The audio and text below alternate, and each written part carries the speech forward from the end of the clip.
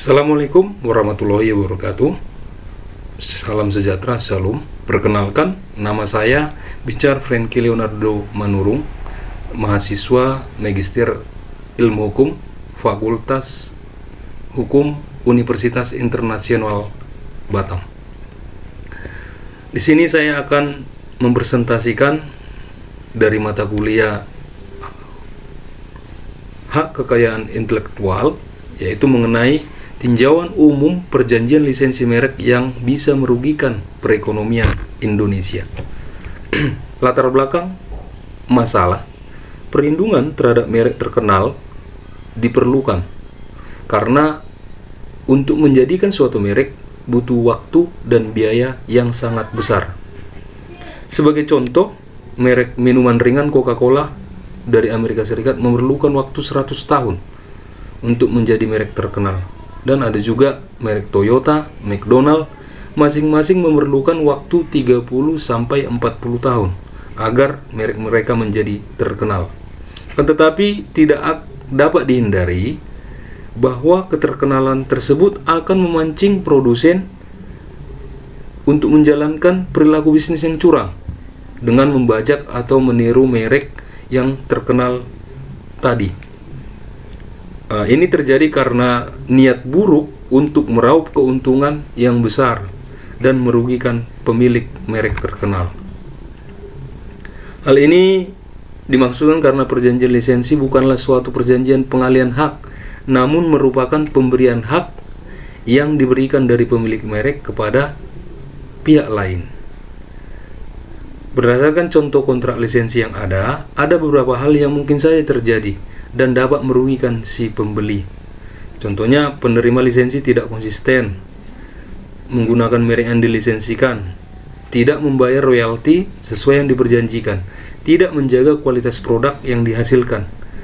Jadi bagaimana jika dalam pengalihan merek dengan cara perjanjian lisensi, penerima lisensi menggunakan merek baru? Merek baru merupakan dari merek baru merupakan merek penerima lisensi sendiri dengan tujuan untuk mengekspansi usahanya atau pengembangan usahanya. Selain itu juga mungkin terjadi adalah jika sengketa yang disebabkan karena mantan penerima lisensi memproduksi barang atau jasa dengan menggunakan merek lain, namun kualitasnya sama persis dengan kualitas yang pernah dia dilisensikan. Jadi kondisi itu akan membuat mantan pemberi lisensi selaku pemilik menderita kerugian. Rumusan masalah dari penjabaran latar belakang tersebut dapat ditarik sejumlah rumusan masalah sebagai titik fokus dalam melakukan pengkajian, yaitu bagaimanakah perjanjian lisensi merek yang bisa merugikan perekonomian Indonesia. Adapun metode penelitian ini adalah secara normatif. Penelitian ini bersifat deskriptif analitis, sehingga peneliti diharapkan mampu memberi gambaran secara rinci, sistematis, dan menyeluruh mengenai perjanjian lisensi merek yang bisa merugikan perekonomian Indonesia. Demikian pula dimaksud gambaran mengenai kenyataan dari keadaan objek atau masalahnya. Dapat dilakukan penganalisaan dalam rangka pengambilan kesimpulan yang bersifat umum. Hasil penelitian dan pembahasan dalam perjanjian lisensi, pemberi dan penerima lisensi tentunya memiliki hak dan kewajiban dalam melaksanakan sebuah perjanjian lisensi yang telah disepakati. Hal ini sesuai dengan asas kebebasan berkontrak sebagai salah satu asas hukum perdata positif yang berlaku di Indonesia. Asas kebebasan berkontrak memberikan kebebasan yang sangat luas terhadap individu untuk mengatur hak dan kewajiban para pihak dalam suatu perjanjian. Berdasarkan keterangan di atas, perjanjian lisensi dibuat atas asas kebebasan berkontrak dan atas kesepakatan para pihak. Penyalahgunaan perjanjian lisensi merek tentunya timbul karena salah satu pihak tidak melaksanakan hak dan kewajiban dalam sebuah perjanjian. Oleh sebab itu, upaya hukum yang dilakukan salah satu pihak apabila merasa dirugikan adalah dengan perjanjian lisensi merek, diantaranya dengan penyelesaian sengketa alternatif yang diatur dalam Undang-Undang Nomor 20 Tahun 2006 tentang merek dan indikasi geografis. Penyelesaian sengketa dalam ruang lingkup hukum keperdataan, khususnya perjanjian merek lisensi, dapat diselesaikan secara non-litigasi.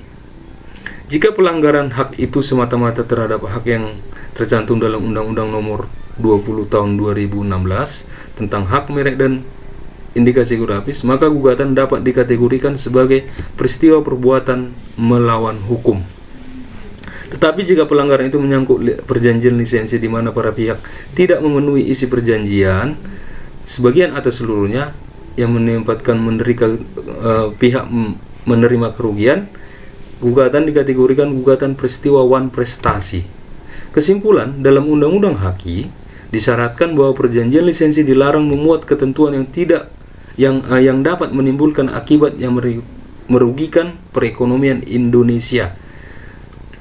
Yang kedua, seperti salah satu pihak memutuskan perjanjian tengah jalan, perjanjian lisensi ternyata penerima lisensi menggunakan merek baru dan sengketa disebabkan karena mantan penerima lisensi memproduksi barang atau jasa dengan menggunakan merek lain namun kualitasnya sama persis dengan merek yang pernah dilisensikan. Hal ini tersebut terjadi di dalam perjanjian lisensi. Oleh karena itu, persyaratan yang tertera dalam Undang-Undang HAKI tersebut bersifat umum karena tidak perlu penguraian lebih lanjut dalam peraturan pelaksanaan khusus membahas lisensi. Demikian pemaparan saya. Jikalau ada kekurangan, saya mohon maaf. Terima kasih.